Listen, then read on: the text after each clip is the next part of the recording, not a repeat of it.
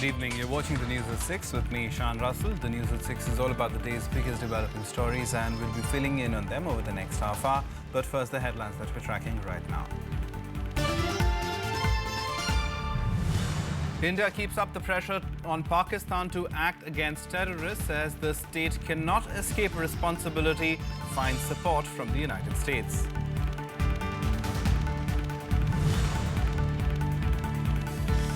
Situation continues to be tense in Kashmir as curfew is reimposed in several parts. The centre tries to calm situation, says it will take all possible steps to bring peace to the valley.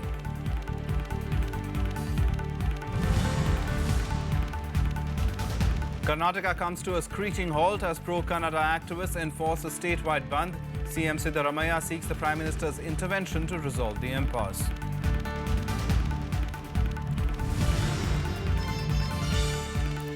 North Korea continues to defy international sanctions, conducts a fifth nuclear test that is more powerful than the Hiroshima bomb.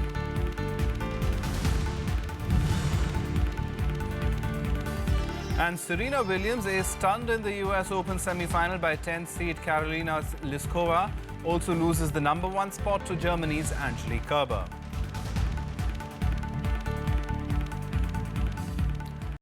This evening, India and the United States continue to step up pressure on Pakistan to act against terrorists that are acting from its soil.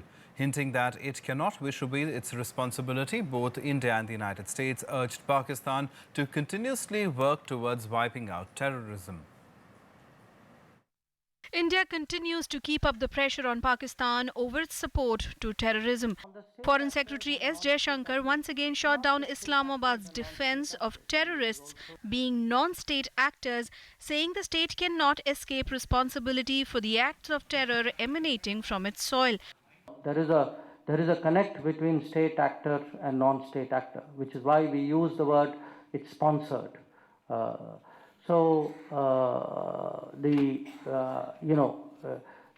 The state cannot escape responsibility by saying it's non-state.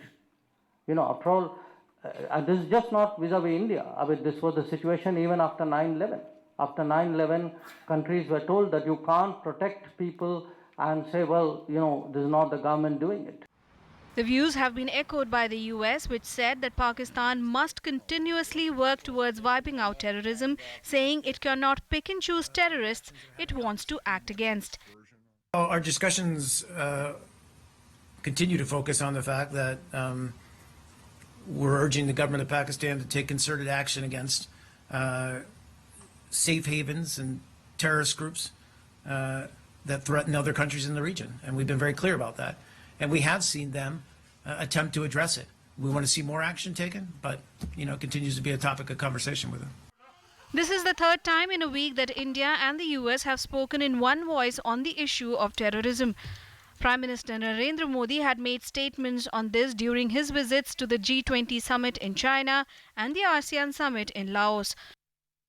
With inputs from Akhilesh Suman, Bureau Report for Rajya Sabha TV. And let's go across to Akhilesh Suman for more on this story. Akhilesh, help us understand, while at a point, for the, in fact, past 3 or 4 foreign engagements with the Prime Minister, he's continually mounted pressure on Pakistan to act, trying to build a consensus among global superpowers as well. But in terms of real action, in terms of Pakistan reacting to that pressure, what can we expect? Yeah, actually, if you see the whole timeline between India and Pakistan, you can understand that Prime Minister Nawaz Sharif of Pakistan, he has sent the emissaries to different countries to tell them about the situation in Kashmir. And Prime Minister Narendra Modi has no other option to increase the whole voice against terrorism against Pakistan. And this time now you have seen that in Vietnam, in Laos, everywhere, even in China, he has raised the pitch against Pakistan to a new level. He is calling for sanction against Pakistan. He is also calling to alienate and isolate Pakistan because of terrorist activity that is happening from there, and because Pakistan is sending agents of terrorists everywhere in the country, in the world. So I think this is the right time for Pakistan to learn from this, that in ASEAN were united to give a proposal, give a resolution against terrorism. Though Pakistan's name was not mentioned, but it was very clear that in the neighborhood there is some sort of danger, and that is coming from some country, because Prime Minister Narendra Modi was telling there is one country in our neighborhood that is sending agents of terror everywhere in the region. So even ASEAN was sensitized, the East Asian Summit, where China was also present, America was present, Russia was present, there also Prime Minister raised the pitch, and Foreign Secretary knows it very well that when Prime Minister is raising the pitch, he needs to send the message. Means Foreign Secretary sent the message. Even the gathering where he was speaking, it was a gathering of all over the world. Journalists from all over the world were there, because it was a media conference. It was a media conference from America, from UK, from all the alumni who were in the East-West Center of Hawaii, America. So I think that Prime Minister now this time has made up the mind that if situation in Kashmir remains like that, the responsibility goes to Pakistan for provoking the violence in Kashmir, for sending terrorist agents in Kashmir, and for sponsoring whatever terrorist activities happening in the whole region. Right, Akhilesh, also, but in terms of action, there's a lot of talk that always happens as far as support for India's cause is concerned from the US or from China, but they have a different relationship with Pakistan. Often aid is offered. China's building an economic corridor through POK. So all this not going down too well with the Indian side. In terms of the sanctions, in terms of moving forward on this, what can we expect? Yeah, actually, see, CPEC is a project that is going from the Pakistan-occupied Kashmir, and India claims that it is Indian part of Kashmir that is in the illegal occupation of Pakistan. And China has not heard this whole logic that has been given by India for past, I think, 4 or 5 years. Because before that, India was also not very much vocal about CPEC, because there was no feasibility. People were thinking that it will not be very feasible given the terrorist nature of the whole region. But if CPEC is going to be successful in that region, that means Pakistan has some choice that it can raise terrorism in some part of the country, some part of the world, and it cannot raise. It is like opening the tape and closing the tape. So that is why India has sensitized. And I think that the message had gone very wide and clear everywhere in the world, because wherever Pakistan emissaries are going, I don't think there is any sensitivity in those countries, given the nature of terrorists living in Pakistan's territory, the nature of how Afghanistan was destabilized in the whole world has seen. The whole NATO force was there. The UN was watching the whole situation. Still, Afghanistan is not at peace. So I think that Prime Minister Modi, whatever message he is trying to give, message is going. But there is politics. There is a regional question of regional balancing, and China, I think, is trying to exploit the whole regional imbalance that has because of absence of Americans in this region, weakening of Americans in Afghanistan, whole Syria, you see, everywhere there is violent activity. So I think Chinese are trying to capitulate on this whole situation. Yeah. All right, Akhilesh Suman, we'll leave it there. Akhilesh, of course, will keep a track of all the foreign affairs related developments for us. Thanks so much for that for now. Well, moving on, Home Minister Rajnath Singh today asserted that the government will take all possible steps to bring peace and normalcy to Kashmir. Army Chief General Dalbir Singh Suhag is also in Kashmir to review the security situation. However, despite assurances, the situation in the valley remains quite worrisome. Curfew has once again been reimposed in 9 police stations of Srinagar city and in main towns of the valley ahead of the proposed protest call given by the separatists. Even as the situation in Kashmir shows no signs of improvement, the centre is leaving no stone unturned to restore peace and normalcy in the state. Home Minister Rajnath Singh said on Friday that it was difficult for people to bear the unrest for long. Government भी अपने स्तर पर वहाँ के हालात में सुधार लाने की कोशिश कर रही है. लोगों के साथ बातचीत का सिलसिला भी चल रहा है. ऑल पार्टी डेलीगेशन जाने के बाद भी मैं समझता हूँ कि एक परसेप्शनल चेंज आया है लोगों में वहाँ पर. और कश्मीर के रहने वाले लोग भी माने एक लंबे समय तक अनरेस्ट को झेलना किसी भी पॉपुलेशन के लिए एक बहुत ये कठिन काम है. The government is also looking at giving more employment opportunities for the youth of the state. हिंसा के साथ कोई समझौता नहीं हो सकता. हिंसा करने का लक्ष्य कोई भी हो, हिंसा हिंसा है और हिंसा को समाप्त करना है। सभ्य समाज में उसका कोई स्थान नहीं और मैं समझता हूं कि सारे राजनीतिक दल भी इस बात से सहमत हैं, मुत्फिक हैं। दूसरा ये कि जैसे जैसे परिस्थितियां सामान्य हो प्रदेश के युवाओं को एंगेज करने की आवश्यकता है। Army Chief General Dalbir Singh also reviewed the security situation in the Kashmir Valley, especially in the 4 worst affected districts of South Kashmir. He also visited the defense formations in the north and south of the valley. Meanwhile, curfew was reimposed in many parts of Kashmir to maintain law and order. 14 police station areas of Srinagar and towns of Anantnag, Pulwama, Kulgam, Shopian, Pampur, Avantipura, Tral, Bandipura and Baramulla were placed under curfew. Restrictions were also imposed after proposed protests by separatists following Friday prayers. Bureau Report, Rajya Sabha TV. Now, the row over the Kaveri water sharing refuses to die down. Days after the Supreme Court directed Karnataka to release 15,000 cusecs of the river water to Tamil Nadu, massive protests have erupted in southern Karnataka. On Friday, almost the entire state was forced to shut down following a bandh call by pro-Kannada activists who are demanding immediate reversal of the apex court order. Chief Minister Siddaramaiah has now sought the Prime Minister's intervention to end the impasse. A dawn to dusk bandh brought almost the entire state of Karnataka to a standstill on Friday. Pro-Kannada activists held protest marches and demonstrations across different districts against the Supreme Court's decision to release Kaveri water to Tamil Nadu.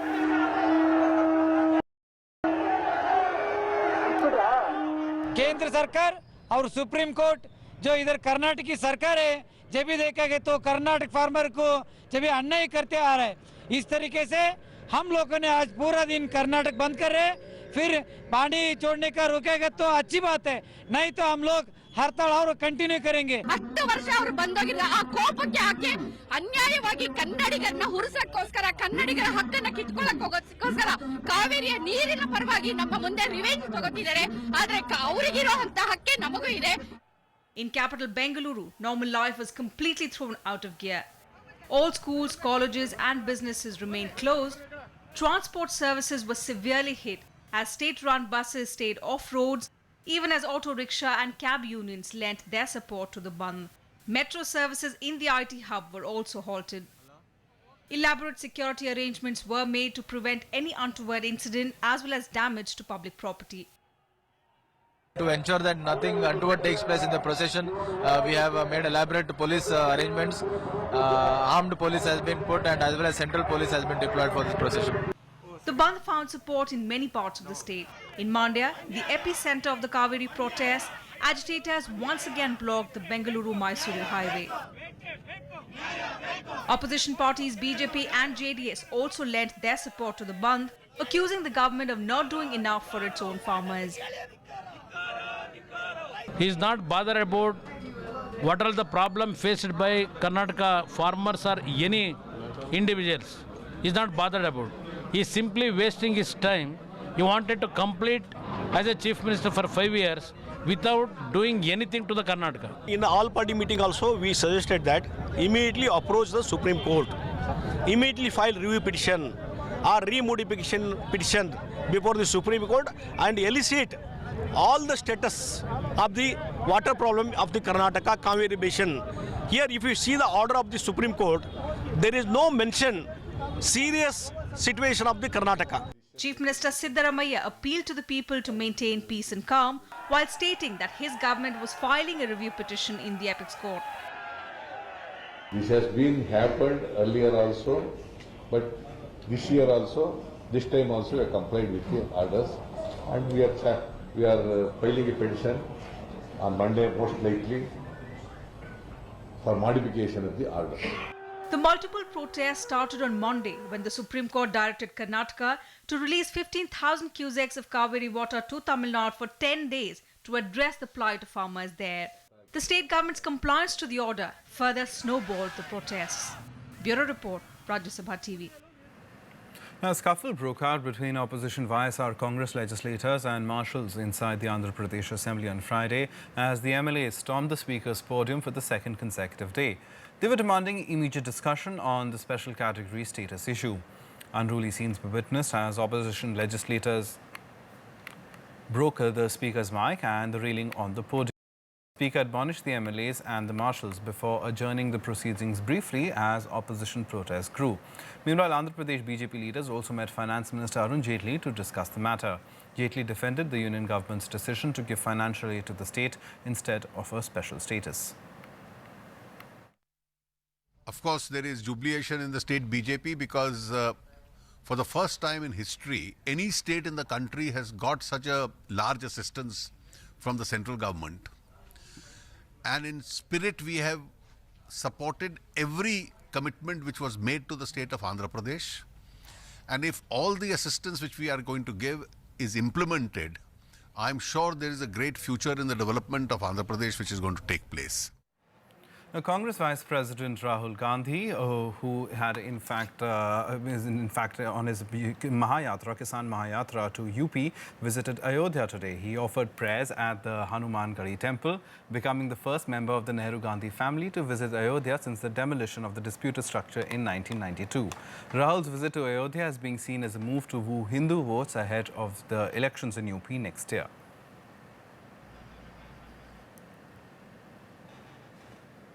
Some more national news updates now nationwide. The Enforcement Directorate has registered a case of money laundering against former Haryana Chief Minister Bhupinder Singh Hooda for alleged financial irregularities in the acquisition of land.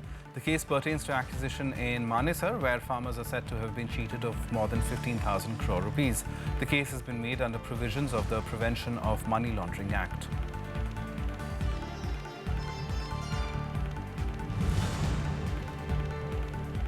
The Supreme Court has sought the centre's reply on 6 appeals which were filed by the Aam Aadmi Party government against a High Court order. The Delhi government has challenged the order that stated that the Lieutenant Governor was the administrative head of the national capital. The Apex Court has granted 6 weeks to the centre to respond.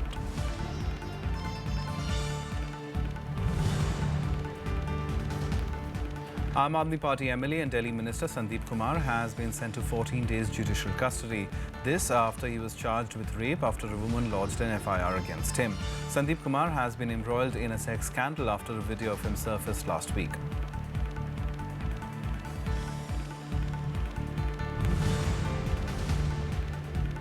Vijay Mallya has informed the Delhi court that he wishes to return to India but is unable to as his passport has been revoked by the Indian authorities. His lawyer told the court that he has intentions to cooperate with the probe. The matter has been posted for the 4th of October for further hearing.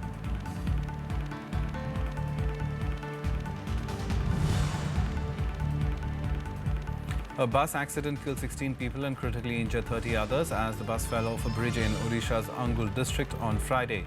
The injured were admitted to a nearby hospital, but the condition of many was stated to be critical. Chief Minister Naveen Patnaik directed officials that the injured be provided medical treatment free of cost.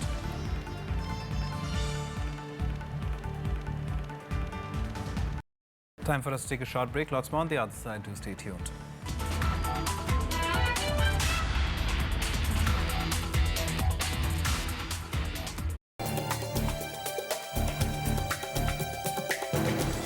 Hello and welcome. I'm Amritan Shira and you're watching Law of the Land. The industries are waiting for much wider sweeping changes. Even 8 hours working is detrimental to the health and existence of a worker. But particularly the large sectors, they are the beneficiary. A show that gives you an in-depth insight of legislations and laws pronounced by the Supreme Court. Watch Law of the Land on Rajya Sabha television.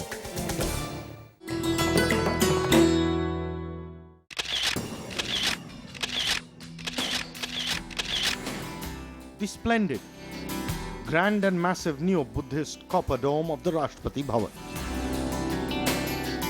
It gets its influence from stupa at Sanchi. The dome is more than twice the height of the rest of the building. The reinforced concrete shell of the outer dome began to be formed during the beginning of 1929. The last stone of the dome was laid on April 6, 1929.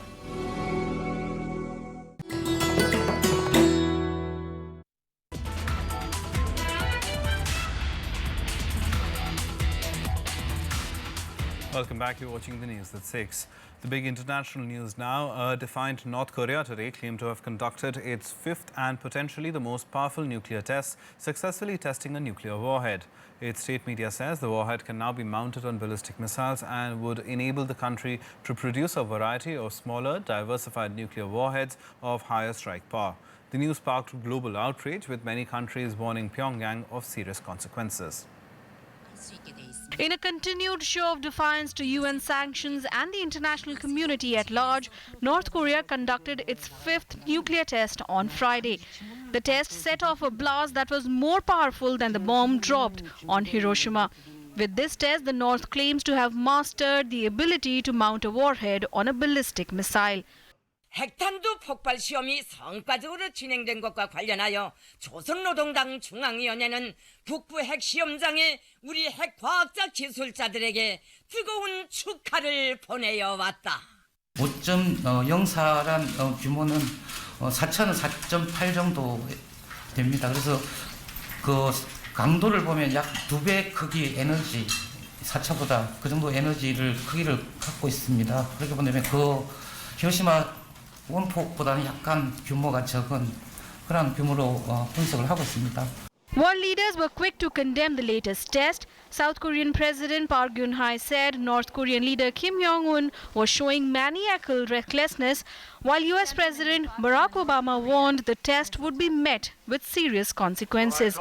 I talked this morning with Foreign Ministers Kishida and Yoon, and we had a serious conversation about it. Obviously, Japan and South Korea particularly are deeply concerned because of the neighborhood, but I think it's fair to say that China, Russia, the United States, everybody shares concern. We're very much concerned, and the resolutions of the Security Council must be implemented, and we will send this message very strongly. 北朝鮮が核実験を強行したこと、これは北朝鮮が大量破壊兵器の運搬手段となりうるミサイル能力を増強していることと合わせて考えれば 북한이 또다시 자행한 핵실험에 대해 절대 용납하지 않을 것이며 이미 경고한 대로 북한이 핵을 포기하도록 가용한 모든 조치를 취할 것입니다. China too was quick to condemn the test and urged Pyongyang to stop taking any action that would worsen the situation. 朝方不顾国际社会普遍反对进行第5次核试验，中国外交部已就此发表声明，表明了中国政府坚决反对的立场。实现朝鲜半岛无核化，防止核扩散，维护东北亚和平稳定是中方的坚定立场。我们强烈敦促朝方信守无核化承诺，遵守安理会相关决议。 North Korea says the test proves it is capable of mounting a nuclear warhead on a medium-range ballistic missile. However, its claims of being able to miniaturize a nuclear warhead have never been independently verified. Bureau Report, Rajya Sabha TV. Some more international news now in Global Buzz.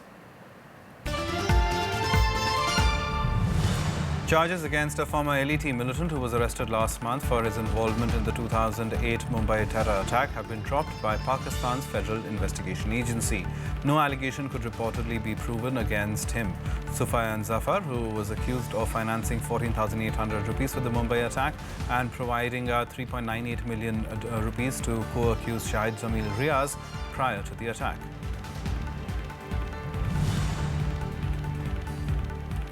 US Secretary of State John Kerry and Russian Foreign Minister Sergei Lavrov resumed negotiations on a Syrian ceasefire plan amid heightened security in Geneva. The United States and Russia have backed opposite sides in Syria's civil war, with Moscow supporting President Bashar al-Assad and Washington supporting the opposition. Kerry's meeting with Lavrov is the third in 2 weeks in an effort to try and narrow differences on a Syrian peace plan. 10 suspected Islamic State members were arrested on Friday pending trial in the southern border province of Hatay in Turkey. The suspected militants were from Afghanistan, Azerbaijan, Tajikistan, Egypt and Syria. The latest arrest comes 2 weeks after Ankara launched a military incursion into Syria in a bid to sweep away jihadists and Syrian Kurdish militia from its border regions. At least 3 people were killed and dozens injured on Friday after a train derailed in Galicia in northwestern Spain. The train to Portugal was carrying 63 passengers and 2 crew members. The driver was among those killed. It was not immediately clear what caused the crash. Time for some sports now and news from the Open, where in the women's semi-final there was a double whammy for Serena Williams as she lost the semi-final and also lost her reign as world number 1. Serena Williams lost a semi-final match to Czech player and 10th seed Karolina Pliskova. Pliskova knocked out Williams 6-2, 7-6 to book a place in her first major final. The loss prevents Williams from earning her 7th championship at Flushing Meadows and what would have been her 23rd major title. Pliskova will now play Angelique Kerber in the final, who defeated Caroline Wozniacki 6-4, 6-3 in the semi-final. With the win, Germany's Kerber was also crowned the number 1 player in the world.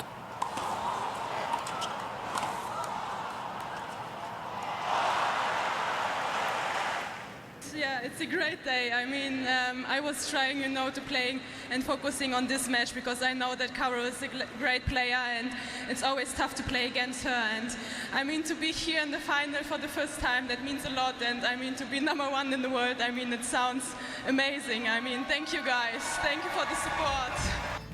That's all from us. Goodbye.